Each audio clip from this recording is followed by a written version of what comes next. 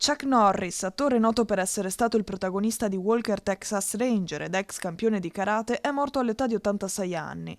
In Italia, tra i primi a ricordarlo, c'è Riccardo Bidoia di Vigonza, che nel 2006, insieme all'amico Massimo Fiorio, aveva trasformato le leggende virali sull'attore in fenomeno nazionale.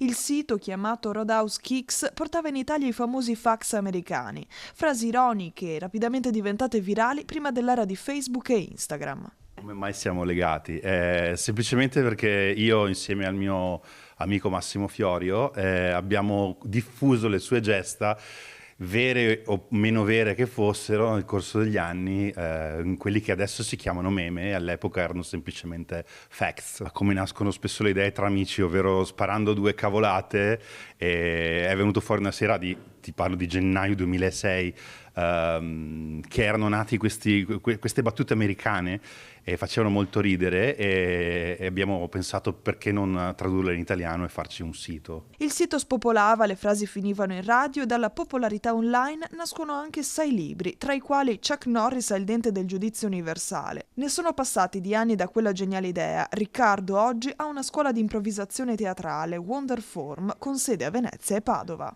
Quella che ha fatto scattare in noi la scintilla è Chuck Norris ha contato fino a infinito 2 volte.